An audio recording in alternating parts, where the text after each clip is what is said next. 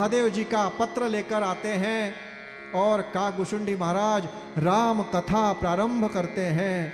चरितम रघुनाथस्य शतकोटि प्रविस्तरम एकैकमक्षरम पुसाम महापातक नाशनम। तब से राम कथा के 4 घाट प्रसिद्ध हुए। एक घाट पर भगवान महादेव कथा सुनाते हैं और पार्वती देवी कथा सुनती है। दूसरे घाट पर याज्ञवल्क मुनि कथा सुनाते हैं और भरद्वाज ऋषि कथा सुनते हैं। तीसरे घाट पर कागभूषुंडी महाराज कथा सुनाते हैं और गरुड़ महाराज कथा सुनते हैं। और चौथा घाट मानस भवन जबलपुर में आयोजित है,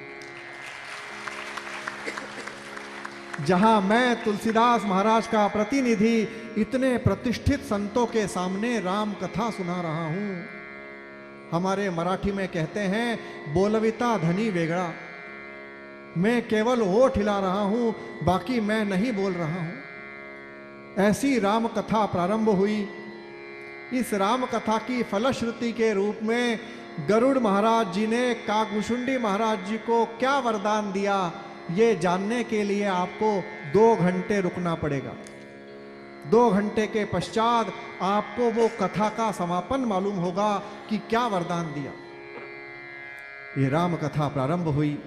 इसका अगला गीत रामायण से कैसे संबंध है? ते प्रतिभेचा आम्र वनातिल वसंत वैभव गाते कोकिल। कोकिला को बसंत का वैभव गाने के लिए बुलाया है, ऐसी कल्पना है। अगला गीत, सावले रामचंद्र को कौशल्या माता नहला रही है। नहलाते समय उसका सुंदर वर्णन कवि ने किया है। सावलेरी रामचंद्र मेरी गोद में नहाते, मेरी गोद में नहाते। सावलेरी रामचंद्र मेरी गोद में नहाते, मेरी गोद में नहा के अष्टगंध की सुवास नील पद्म से बहाते, नील पद्म से बहाते।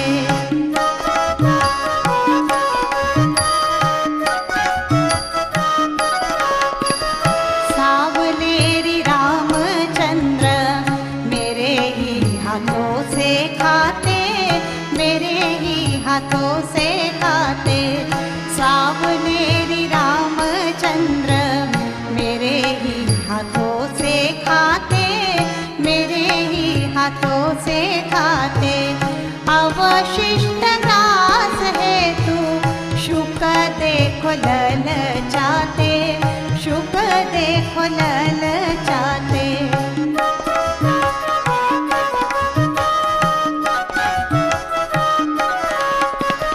सावलेरी रामचंद्र रत्न मंच पे है सोते।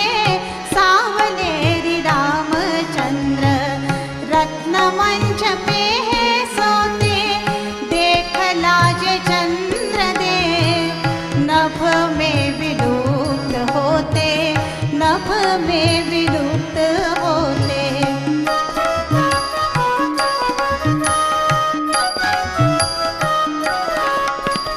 सावलेरी रामचंद्र तोतली वाणी में बोले। सावलेरी रामचंद्र तोतली वाणी में बोले। उनसे करे जो बातें तोतले स्वयं भी बोले, तोतले स्वयं भी बोले।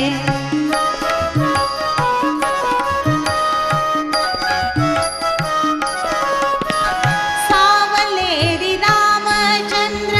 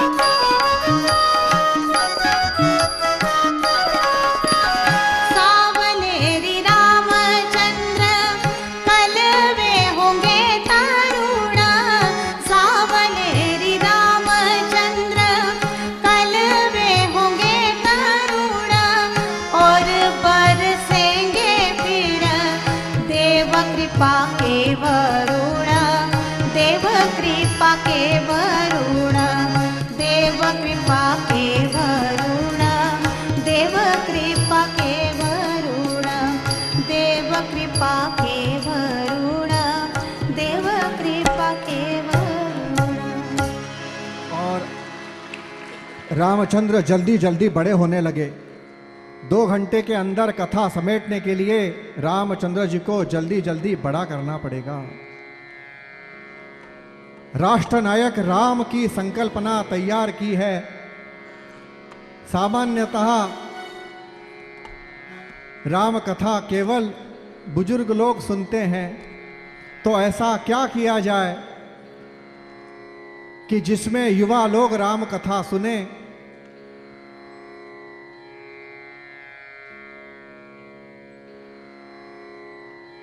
इस कथा को युवाओं में प्रचलित करने के लिए इसका नाम रखा है राष्ट्रनायक राम, जिसको द्वादशोत्तम राम कहलाया गया है।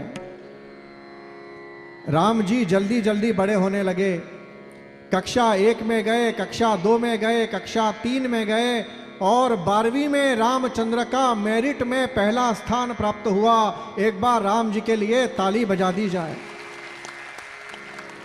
राम जी को थ्योरी में नंबर थे 100 में से 150। वशिष्ठ महाराज जी ने रिमार्क लिखा था कि शास्त्र निपुणता देखकर इसकी गुंग हो गई मति। प्रैक्टिकल में राम जी को नंबर थे 100 में से 300। वशिष्ठ जी का रिमार्क था कि बाण चलाते इसके कर से चमके विद्युल्लता। जब ये बाण चलाता है लगता है बिजली कड़कती है।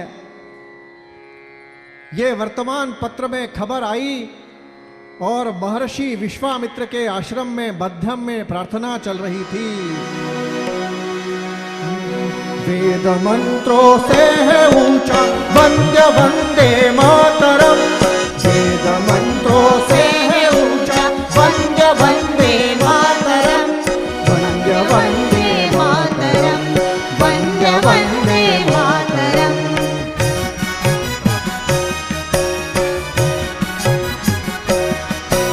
मातृभूमि मुक्तता का मंत्र है यह भारती। मंत्र है यह भारती।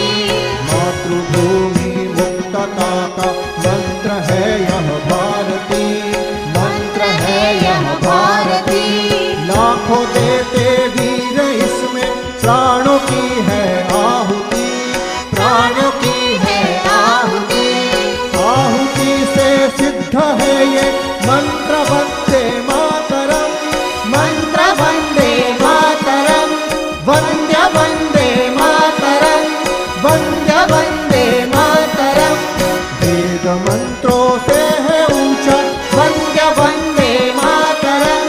वंद्य वंदे मातरम। वंद्य वंदे मातरम। वंद्य वंदे मातरम। भारत माता की जय। ऐसा जयघोष हुआ और वर्तमान पत्र आया जिसमें ऐसा लिखा था कि मेरिट में रामचंद्र जी का पहला स्थान प्राप्त हुआ है। और उसी पेपर में एक और दुर्दैव से खबर छपी थी, 4 वर्षीय बच्ची के साथ ज्यादती हुई है। रॉबर्ट हॉस्पिटल के बाहर लड़की की मां पागलों जैसी चक्कर काट रही है। 14 वर्षीय पड़ोसी ने किया है। विश्वामित्र ये पेपर लेकर उठकर खड़े होते हैं और महादेव से पूछते हैं, कहाँ है आपका शिवधनुष और किस काम का। मित्रों, जिस पर बीतती है वो जानता है। जिस दिन ये कार्यक्रम जयपुर महाराष्ट्र मंडल था उसी दिन ये खबर आई थी, लड़की की मां पागलों जैसी दवाखाने के बाहर चक्कर काट रही है। इतना संवेदनहीन समाज। विश्वामित्र अपनी सेना लेकर राजा दशरथ के सभा में प्रविष्ट होते हैं। विश्वामित्र एकमात्र ऐसे ऋषि थे जिनके आगे पीछे 3-3 लाल बत्ती की गाड़ियां चला करती थी। ब्रह्म ऋषि, देव ऋषि, राजऋषि, महर्षि, एकमात्र ऋषि को उपाधि प्राप्त थी जिन्होंने 60,000 वर्षों की तपश्चर्या के पश्चात गायत्री मंत्र का सृजन किया था। मैं जानना चाहता हूं कि आप में से कौन हैं जो रोज गायत्री मंत्र जपते हैं, हाथ खड़ा करें। वाह वाह वाह। अब मैं आपको चमत्कार बताने जा रहा हूं। गायत्री मंत्र में 24 अक्षर हैं ओम भूर्भुवः स्वः तत्सत् वितुरवरेण्यं भर्गो देवस्य धीमहि धियो यो नः प्रचोदयात्। और वाल्मीकि रामायण में 24,000 श्लोक हैं। प्रति 1000वें श्लोक की शुरुआत गायत्री मंत्र के पहले अक्षर से होती है। ओम से पहले 1000, भू से दूसरे 1000, भ से तीसरे 1000, खड़े में गायत्री मंत्र पढ़ा जाए तो आड़े में वाल्मीकि रामायण लिखी है। मतलब एक बार गायत्री मंत्र जपने पर आपको 24,000 वाल्मीकि रामायण जपने का पुण्य मिलता है। गायत्री मंत्र वाणी चातुर्य का सिद्ध मंत्र है। विश्वामित्र राजा दशरथ की सभा में प्रविष्ट होते हैं। राजा दशरथ जी ने उनका यथोचित स्वागत किया। मुनिवर्य भूधन, गोधन, स्वर्ण, आभूषण क्या दिया जाए? विश्वामित्र ने कहा, मैं ये फालतू चीजें लेने नहीं आया हूं, मैं तुम्हारा 12वीं पास राम लेने आया हूं, जिसको मुझे राष्ट्र नायक बनाना है। और विश्वामित्र ने अपनी मांग राग बसंत में रखी है। सुधीर फड़के साहब का जलवा देखिए। बसंत राग अत्यंत कोमल सिरों का राग है। एक प्रेमिका ने प्रेमी से कुछ कहा जाए ऐसा राग है, जिसको फड़के साहब ने विश्वामित्र का क्रोध दिखाने के लिए दिखाया है। ज्येष्ठ मुझे दशरथ दो पुत्र तुम्हारा, ज्येष्ठ मुझे दशरथ दो पुत्र तुम्हारा, ज्येष्ठ मुझे दशरथ दो पुत्र तुम्हारा, ज्येष्ठ मुझे दशरथ दो पुत्र तुम्हारा, यज्ञ रक्षणार्थ वही योग्य हमारा, ज्येष्ठ मुझे दशरथ दो पुत्र तुम्हारा।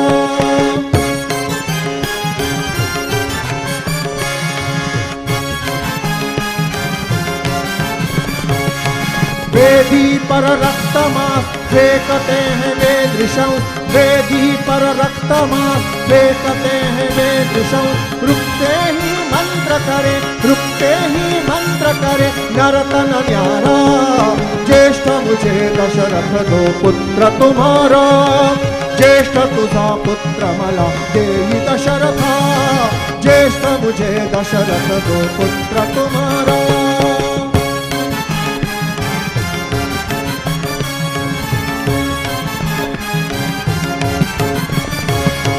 राघव तुम ही मानो चाप बाण निज तानो, राघव तुम ही मानो चाप बाण निज तानो, ले लो यदि आवे संग, ले लो यदि आवे संग अनुज तुम्हारा, ज्येष्ठ मुझे दशरथ दो पुत्र तुम्हारा, ज्येष्ठ मुझे दशरथ दो पुत्र तुम्हारा।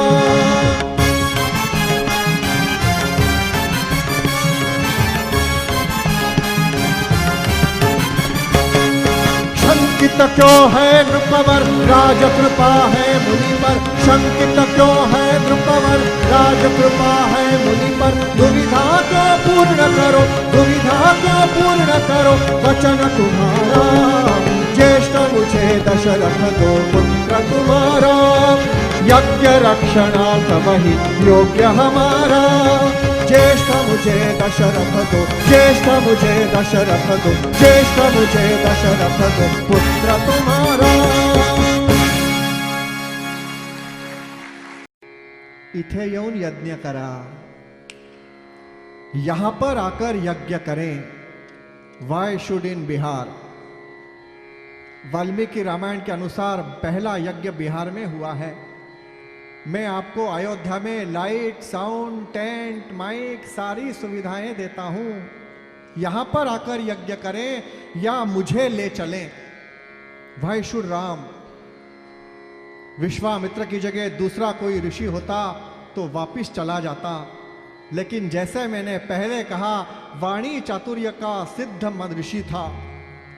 विश्वामित्र ने उत्तर दिया, राजन, राष्ट्र की समस्याएं जहां होती है उसका हल वहीं जाके निकाला जाता है। दिल्ली में बैठकर गली की समस्या हल नहीं की जा सकती है। माननीय महापौर बैठी हैं, जबलपुर का नहीं कह रहा हूं। नगर पालिका के चेंबर में बैठ के सड़कों की हालत नहीं देखी जा सकती है। अत्यंत दयनीय स्थिति में राष्ट्र है। सड़कों पर निर्माण कार्य चालू है के बोर्ड परमानेंट लग चुके, कोई देखने सुनने वाला नहीं है। सड़कें बनके तैयार है, पता पड़ता है केबल लाइन डलना रह गई, दोबारा सड़कें खोदी जा रही है। विश्वामित्र ने राष्ट्र की स्थिति रामचंद्र को बताई कि यह राष्ट्र है। राजा ने कहा मुझे ले चले, तो विश्वामित्र ने उत्तर दिया कि राष्ट्र को युवा चाहिए। कब तक सफेद बालों को काला करके अध्यक्ष सचिव बने रहेंगे समाज में? 9-9 घंटे नेट पर बैठने वाला युवा 1 घंटा भी सामाजिक कार्यक्रमों में सम्मिलित नहीं होता। राष्ट्र निर्माण कैसे होगा? मैं कार्यक्रम के माध्यमों से कहता हूं कि सचिव की पोस्ट 40 साल के लिए आरक्षित कर दी जाए। 40 साल का सचिव रिटायर्ड कर दिया जाए, तभी नई पीढ़ी आगे आएगी। कब तक संभालेंगे? अभी हम अयोध्या में जाते हैं, आपकी रोहिणी ताई जाती है, हर कोई खाना खाने को बैठ जाता है, परोसेगा कौन? इतनी बुरी स्थिति है राष्ट्र की जिसका अंदाजा नहीं है। इसलिए ये राम कथा बच्चों की भाषा की बनाई है कि बच्चे इस स्थिति से अवगत होएं। और मैं जाकर समर्थ तरुण मंच की स्थापना करके आता हूं। बच्चों का अध्यक्ष सचिव बनाया जाए, बच्चों को उसमें शामिल किया जाए। विश्वामित्र ने अंत में रामचंद्र को अपना पैकेज दिया। आजकल पैकेज का जमाना है। विश्वामित्र ने राम जी से कहा, राम मेरी कंपनी का पैकेज बहुत बढ़िया है। पुरुषार्थ है, पराक्रम है, नाम है, दाम है, तर्जनम यमदूता नाम। यमदूतों को तर्जनी दिखाने की ताकत मेरे पैकेज में है। और धीरे से कहा कि मेरा पैकेज विथ मैरिज है। ऐसा पैकेज तुमको और किसी कंपनी में नहीं मिलेगा। तो शादी का नाम सुन के राम तो राम, लक्ष्मण भी उठ के खड़े हुए, पूछने लगे एक के साथ एक शादी फ्री है क्या? तो विश्वामित्र ने कहा 3 शादियां फ्री है, लेकिन राष्ट्र देखने बाहर चलें। जब ये कार्यक्रम युवा कॉलेज में किया जाता है तो बच्चे जो प्रश्न पूछते हैं उसको इसमें शामिल किया है। अभी शिमला में एक बच्चे ने बड़ा अच्छा प्रश्न पूछा, व्हाट इज राक्षस? विश्वामित्र जी राम लक्ष्मण को लेकर जा रहे हैं। लक्ष्मण जी प्रश्न पूछते हैं कि जब सारे शस्त्र आपको चलाना आते हैं, आप हमें बता रहे हैं कि ऐसे चलाना ऐसे चलाना, तो आपने स्वयं क्यों नहीं चला लिए? उल्टे हमें लेने अयोध्या क्यों आए? तब विश्वामित्र ने उत्तर दिया कि मैं अपने सामने अपनी विद्या किसी युवा को हस्तांतरित करवाना चाहता हूं, इसलिए मैं तुम्हें लेने आया हूं। क्योंकि मेरे बाद मेरा तो अंत निश्चित है, लेकिन राक्षस वृत्ति का अंत नहीं है। तो लक्ष्मण जी ने दूसरा प्रश्न पूछा, व्हाट इज राक्षस? हु इज राक्षस? लक्ष्मण जी ने पूछा कि हमने ऐसा सुना है कि 2 दांत आगे होते हैं, बड़ा सा पेट होता है, बड़े बड़े कान होते हैं, तो क्या गणेश जी राक्षस हैं? यह बच्चे के मन का प्रश्न है। तो विश्वामित्र ने उत्तर दिया, लक्ष्मण ध्यान से सुनना, समाज में जब साक्षर लोग उल्टा चलने लगे वो राक्षस कहलाते हैं। साक्षरः विपरीत ध्रुवाः इति राक्षसा। साक्षर राक्षस। मराठी भाषा में बताऊंगा तो जल्दी समझ में आएगा। मराठी में दूल्हे को नवरा कहते हैं। जब शादी के बाद नवरा तकलीफ देता है तो उसको रावण कहते हैं। नवरा रावण। लक्ष्मण जी ने तीसरा और अंतिम प्रश्न पूछा, व्हाट इज राक्षस मेकिंग प्रोसेस? हमने सुना है कि सारे वरदान भगवान महादेव देते हैं, तो वरदानों पर रोक क्यों नहीं लगाई जाती है? तब विश्वामित्र ने उत्तर दिया, लक्ष्मण, ये राष्ट्र का दुर्दैव है कि राक्षस लोग अत्यंत मेहनती हैं। हजारों वर्षों की तपश्चर्या करके, रात भर पढ़ाई करके वो कॉपी में प्रश्नों के सही सही उत्तर लिख के आ जाते हैं। तो जब कॉपी में प्रश्नों के सही उत्तर लिखे हो तो टीचर को 100 में 100 नंबर देना उसकी मजबूरी है। ये जानते हुए भी कि ये किसकी कॉपी है, वो नंबर नहीं काट सकता। 10 में से 5 प्रश्न हल करो, राक्षस 10 प्रश्न हल करते हैं और उल्टा लिख के आते हैं, कोई 5 प्रश्न चेक करो। ऐसा जलवा राक्षसों का है। और ये राक्षस चारों ओर अपना आतंक फैला रहे हैं। राक्षस मतलब जियो, मत जीने दो। जिस पर मानव है, जियो और जीने दो। वो जो विश्वामित्र का यज्ञ था वो मानव संस्कृति को बचाने का यज्ञ था, जिसका नाम था जियो और जीने दो। ये यज्ञ सफल होता था तो मानव निर्मित होता था, जो राक्षसों के लिए घातक था। विश्वामित्र ने राक्षस की तीसरी परिभाषा बताई कि जब व्यक्ति नियम अपने अधीन करे, जब व्यक्ति नियम अपने अधीन करे, तब प्रत्येक समर्थ व्यक्ति राक्षस बन जाता है। नियमों के अधीन तो मानव है, लेकिन नियम जिसके अधीन है वो राक्षस है। और उन्होंने रावण नामक राक्षस की परिभाषा बताई। इसने हमारी सारी परीक्षाएं पास कर ली है, धर्म की, अधर्म की, नीति की, ज्ञान की, संगीत की, चारों वेदों का वर्गीकरण करने वाला है। और इसने चारों ओर अपनी बटालियन बिछा के रखी है। राक्षस वृत्ति फैलाने के लिए इसने दंडकारण्य में शूर्पणखा बिठाई है, बिहार में ताड़का बिठाई है, लंका के रक्षण के लिए लंकिनी बिठाई है। राम, ये रावण अच्छी तरह जानता है कि भारत के दंभी और पुरुषार्थी राजा महिलाओं पर शस्त्र नहीं उठाते। इसका फायदा रावण उठाता है, एक तरफा बाण चलाता है। तो तुम्हें अपने पराक्रम की शुरुआत यदि छद्मवेश में वो महिला है तो वो दंडनीय है। तो लक्ष्मण जी ने अंतिम प्रश्न पूछा कि क्या आज तक सारे राक्षसी परीक्षा पास हुए, सज्जन कहां थे? क्या एक भी सज्जन परीक्षा पास नहीं हुआ? तो विश्वामित्र ने कहा, लक्ष्मण, सज्जन आफ्टर ऑल सज्जन था यार। सज्जन को संसार से मोह समाप्त हो गया और वो हिमालय में पीएचडी करने चले गए। बचे खुचे सज्जन में से आपके यहाँ 1 लाख के पैकेज पर मेरे गुरु वशिष्ठ हैं। गौतम जैसा ऋषि हुआ जो राजा जनक के यहाँ वाइस चांसलर बन के बैठ गया। ध्रुव जैसा तारा हुआ जो आसमान में जाकर बैठ गया। लेकिन मानव संवेदनहीन हो रहा है। पिताजी आटे का कनिस्टर लाता है और बेटा 10 मिनट से मोबाइल पर बातें करता है। 9वीं 10वीं में पढ़ने वाले लड़के लड़कियां घर का एक काम नहीं करते हैं। ये सामाजिक शिकायत है। दादा दादियों की स्थिति घर में इतनी बुरी है कि तिलगुल के दिन वो तिल की जो वड़ी है वो अपने नाती के हाथ में देते हुए कहते हैं, तिलगुल घ्या धड़ बोला। इतनी बुरी स्थिति। भारतीय राष्ट्र के ऋषि मुनियों की तपश्चर्या भारत का यह दिन देखने के लिए कभी नहीं हो सकती। संवेदनशीलता को जागरूक करने का यह यज्ञ है, राम कथा नहीं है। विश्वामित्र ने रामचंद्र जी को सारे शस्त्र दान किए। ब्रह्मास्त्र सिखाया, पशुपतास्त्र सिखाया, नारायणास्त्र सिखाया। यज्ञ का प्रारंभ हुआ और ताड़का का वध हुआ। ताड़का वध के साथ रामचंद्र के पराक्रम का शंखनाद हुआ। विश्वामित्र ने रामचंद्र को अपनी सारी विद्या दान की और अंतिम दिन अपनी लेबोरेटरी दिखाने ले गए।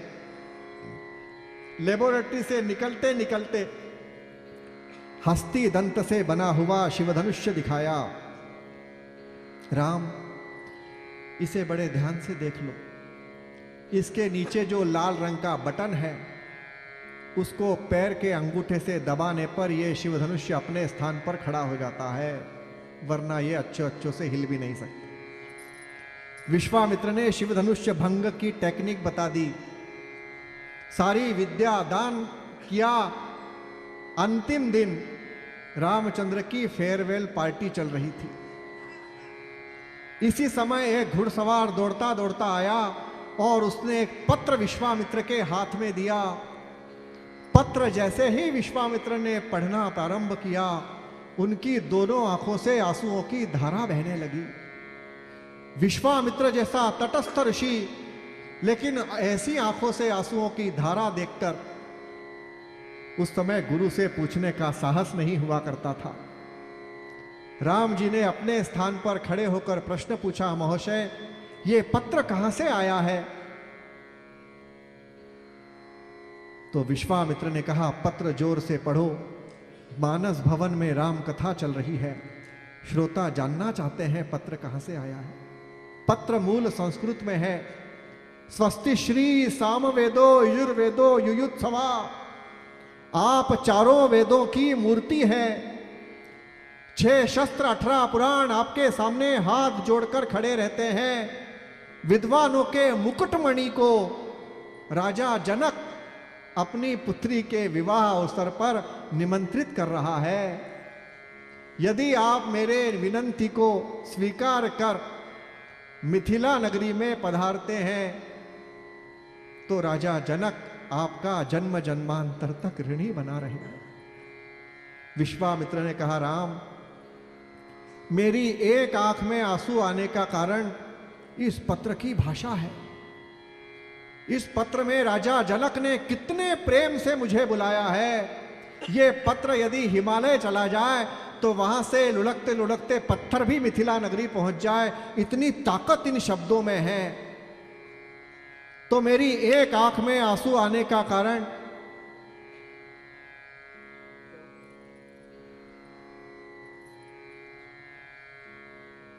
इस पत्र की भाषा है, जिससे एक आंख में आंसू आ रहा है। तो विश्वामित्र ने को राम जी ने दूसरा प्रश्न पूछा कि आपकी दूसरी आंख में आंसू आने का कारण क्या है? तो विश्वामित्र ने गोडबोले साहब से पूछा कि इस बार बताऊं कि अगले साल बुलाओगे? बुलाओगे दोबारा से? इस साल बता दूं दूसरी आंख में आंसू आने का कारण? दूसरी आंख में आंसू आने का कारण यह है कि इस पत्र में मुझे बुलाया है, मेरे शिष्यों को बुलाया है, लेकिन इसमें आप दोनों का कहीं उल्लेख नहीं है और आप राजपुत्र हैं, बगैर निमंत्रण के नहीं चलेंगे। ये सोचकर मेरी दूसरी आंख में आंसू आ रहा है। और आपका तो निमंत्रण पत्र अयोध्या में पड़ा है, अभी 2015 नहीं आया है कि वो ईमेल से मंगा लिया जाए, तो आप कैसे चलेंगे? ये सोचकर मेरी आंख से आंसू आ रहा है। तब राम जी ने कहा कि हमें 12th में नीति शास्त्र पढ़ाया था, जिसमें ऐसा सिखाया था कि जहां गुरु को निमंत्रित किया जाता है वहां शिष्यों को अलग से निमंत्रण की आवश्यकता नहीं होती। जहां गुरु निमंत्रित है वहां शिष्य अपने आप निमंत्रित है। आपके इस मानस भवन में यदि शिव कुमार शर्मा जी का कार्यक्रम हो और आपको टिकट नहीं मिले तो आप एक चादर में तानपुरा लेकर खड़े हो जाएं। जैसे ही शिव कुमार शर्मा जी अंदर आए आप उनके पीछे पीछे चले जाओ, आपको कोई नहीं पूछेगा आपका टिकट कहां है। मैंने आपके 200 रुपए बचा दी। जहां गुरु को निमंत्रित किया जाता है वहां शिष्यों को निमंत्रण की आवश्यकता नहीं है। और मिथिला नगरी में राम लक्ष्मण का प्रवेश होता है। मिथिला नगरी का वर्णन क्या किया जाए। ये राजा जनक ने पत्र में चींटियों के गर्भ तक को निमंत्रित किया था। इससे आपको अंदाजा लगेगा कितनी भीड़ थी। जाते जाते विश्वामित्र जी ने रामचंद्र को सारी स्थितियां बताई, सीता नामक सुंदरी का सारा वर्णन किया और रामचंद्र जी ने धीरे से बताया, राम ये सीता पालिता पुत्री है, मेरे पैकेज में तो है, लेकिन इसकी एक समस्या यह है कि इसका धर्म नहीं है, जाति नहीं है, गोत्र नहीं है। तब राम जी ने उत्तर दिया,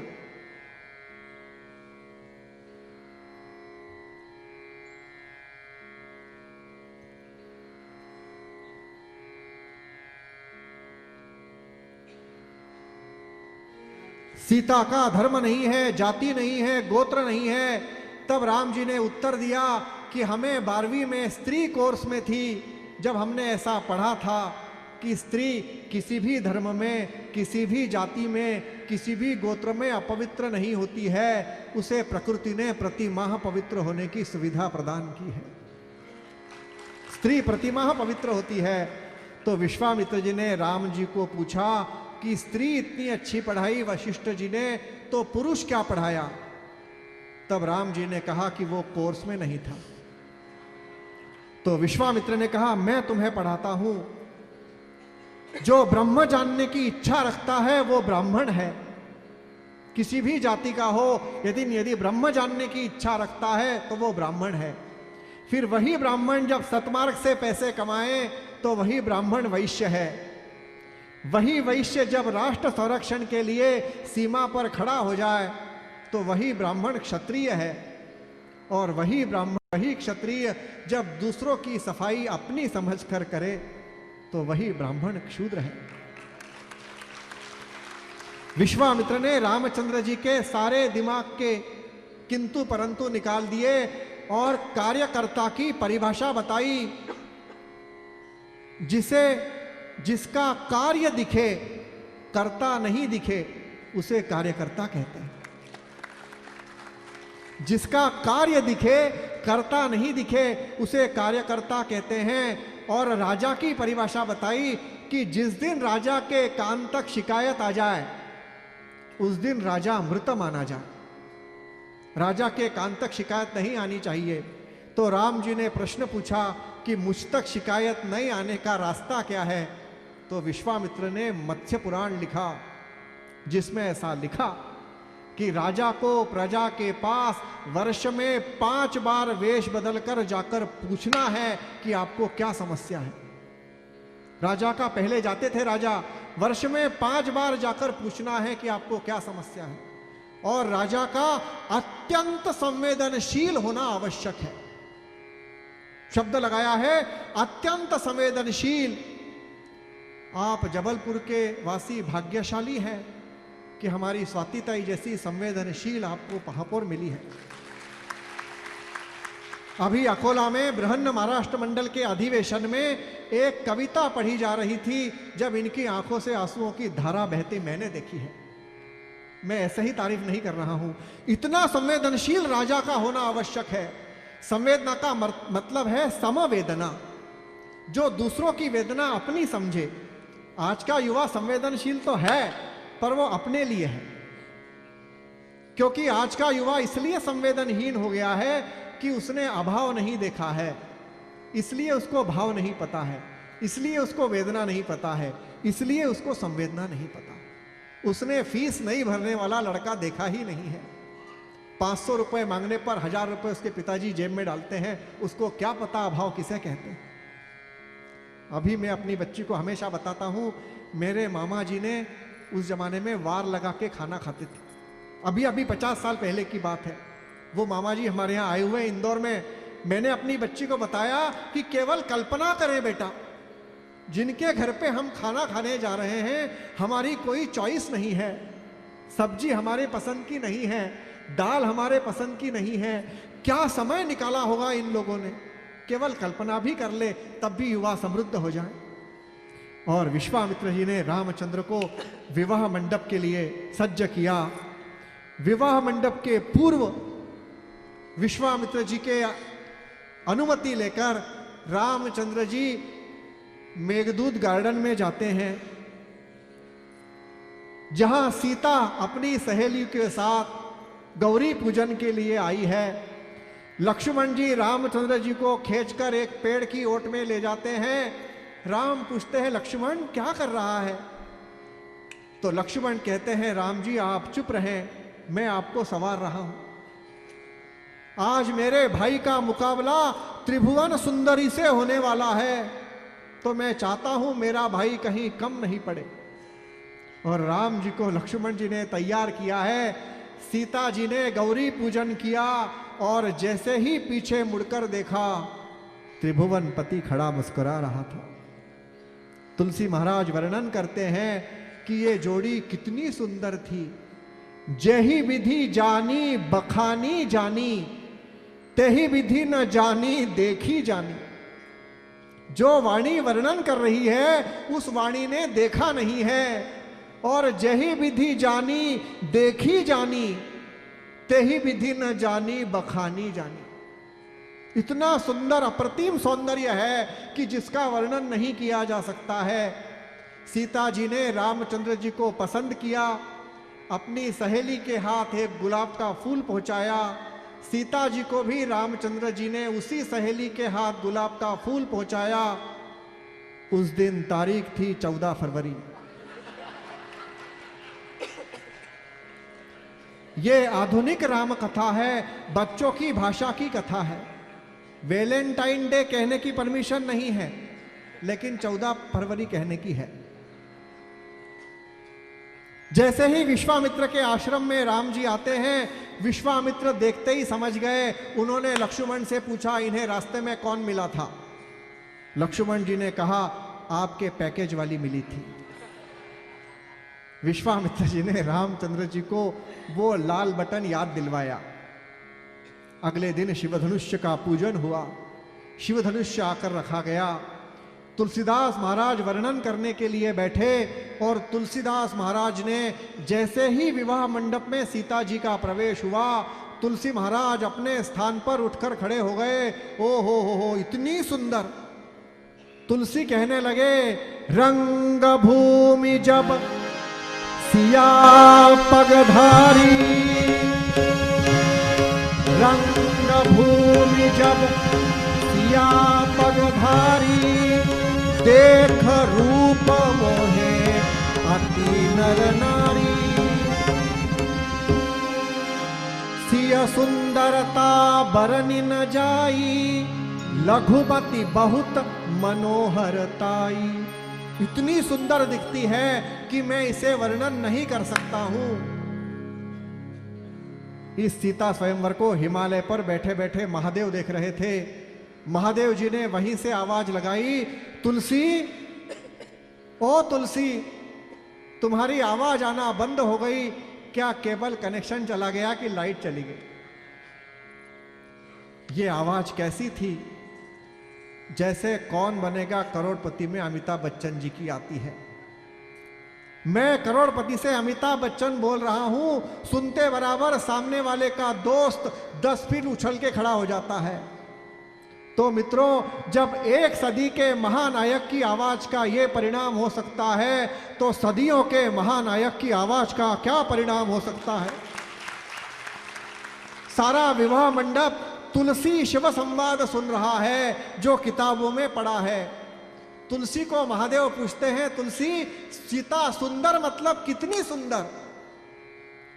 क्या तेरी सीता हमारी पार्वती से भी ज्यादा सुंदर दिखती है? अब तुलसीदास महाराज उलझ गए। अगर वो हां कहते हैं तो आफत, और ना कहते हैं तो आफत। लेकिन मानस मर्मज्ञ तुलसीदास वाणी चातुर्य के सिद्ध ऋषि था। उन्होंने जवाब दिया, महाराज क्षमा करें, पार्वती देवी सीता की बराबरी नहीं कर सकती। महादेव जी ने पूछा, क्यों तुलसी? के पार्वती ने आपके साथ एक नाटक में काम किया था। पार्वती देवी अर्धनारी नटेश्वर बनी थी, इसलिए पार्वती आदि खंडिता नायिका है और सीता खंडिता नहीं हो सकती है। बजाइए तालियां तुलसी की कल्पना के। तो महादेव जी ने पूछा, तुलसी, हमारे पास दूसरी सुंदरी है लक्ष्मी, क्या तेरी सीता लक्ष्मी जैसी मान ले?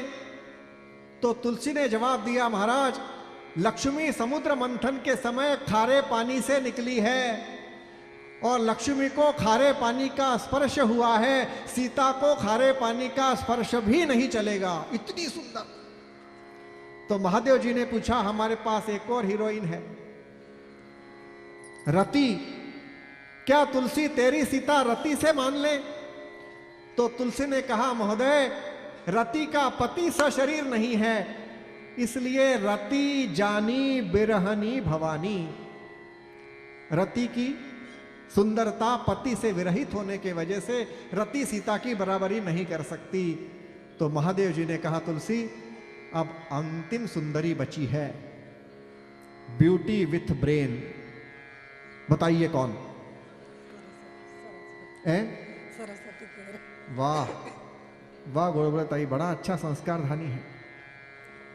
Beauty with brain. तो तुलसी ने सरस्वती में क्या कमी बताई, ये आपको अगले साल बताई जाएगी। लेकिन इतना बढ़िया श्रोता दोबारा कहां मिलेगा? तुलसी को महादेव जी ने पूछा, तुलसी क्या तेरी सीता सरस्वती से ज्यादा सुंदर दिखती है? तो तुलसी ने कहा, प्रभु सरस्वती इतनी सुंदर दिखती है, लेकिन उसमें एक गड़बड़ यह है कि सरस्वती जानी बातुनी भवानी। सरस्वती बातें बहुत करती है क्योंकि विद्या की देवी है, और विद्या का प्रकटीकरण ही विद्या का प्रदर्शन है। और तुलसी ऐसा कहते हैं, मैं ऐसा नहीं कहता हूं। तुलसी ऐसा कहते हैं कि जो सुंदर स्त्री बातुनी होती है उसकी सुंदरता घट के आधी रह जाती है। पुरुष लोग तालियां बजाइए। मैं ऐसा कहता हूं कि जो माता बहनें अपने को सुंदर दिखना चाहती हैं वो कल से अपना बोलना आधा कर दें तो उनकी सुंदरता दुगनी हो जाएगी। महादेव जी ने पूछा, तुलसी अरे सरस्वती जैसी भी नहीं है तो कैसी है? तो तुलसीदास जी ने श्लोक लिखा है। उस श्लोक का अर्थ ऐसा है कि महाराज अमृत का सागर लिया जाए। महादेव जी ने कहा मंजूर। उसमें श्रृंगार रस स्वयं पर्वत बनकर आ जाए। महादेव जी ने कहा मंजूर। उसके चारों ओर जो सांप लपेटा था उसको हटा के नव कमल दल स्पर्धी नेत्रम प्रसन्नम, नए नए कमलों के फूलों की माला लपेटी जाए। उसके नीचे जो कछुआ था उसको हटा के मान सरोवर से हिमखंड का टुकड़ा लाया जाए। समझ गए आप? अमृत का सागर, श्रृंगार रस का पर्वत, हिमखंड का टुकड़ा, उसको लपेटने के लिए नए नए कमलों के फूलों की माला, और बसंत पंचमी तिथि देखी जाए, और उसको मथने के लिए स्वयं कामदेव बुलाया जाए। तो तुलसी ऐसा कहते हैं कि उसमें से जो बाहर निकलेगी वो थोड़ी थोड़ी सीता की बराबरी कर सकती है। तो महादेव जी ने पूछा, तुलसी अरे तेरी सीता इतनी सुंदर दिखती है तो वो जिसके गले में वरमाला डालेगी वो कितना सुंदर दिखता। तो तुलसीदास जी ने उत्तर दिया कि महाराज अब केवल मैं 2 सेकंड में बताऊंगा कि वो कितना सुंदर दिखता है, लेकिन वो इस साल नहीं बताऊंगा, अगले साल बताऊंगा। सीता स्वयंवर संपन्न हुआ। गीत रामायण का उत्कृष्ट गीत, आकाशाशी जड़ले नाते धरणी माते थे, स्वयंवर झाले सीते से, स्वयंवर झाले सीते।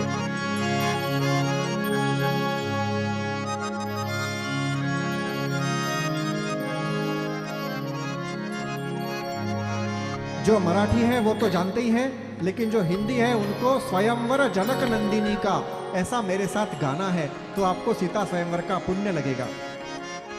नाता नभ के साथ जुड़ गया, माता धरणी का, नाता नभ के साथ जुड़ गया, नाता नभ के साथ जुड़ गया, माता धरणी का। स्वयंवर जनक नंदिनी का, स्वयंवर जनक नंदिनी का, स्वयंवर जनक नंदिनी का, स्वयंवर जनक नंदिनी का।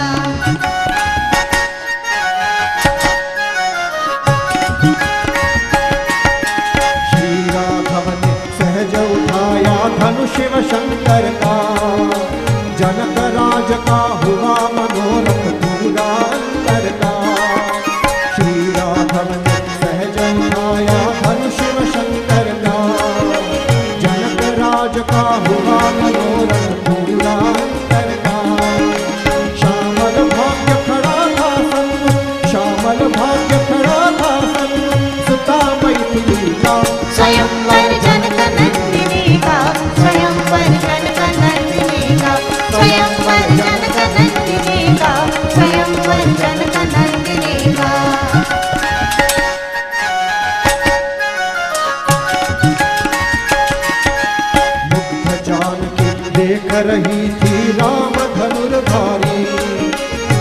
वृद्ध जानकी देख रही थी राम धनुर्धारी, युगल नैन में शक्ति समेटे निज तन की सारी, युगल नैन में शक्ति समेटे निज तन की सारी। पुष्पित सुमन काल पर लज्जा, पुष्पित सुमन काल पर सुख मिलित कृत तृप्त हुआ, सुख मिलित कृत तृप्त हुआ मन भूमि नंदिनी का। स्वयंवर जनक नंदिनी का, स्वयंवर जनक नंदिनी का, स्वयंवर जनक नंदिनी का, स्वयंवर जनक नंदिनी का।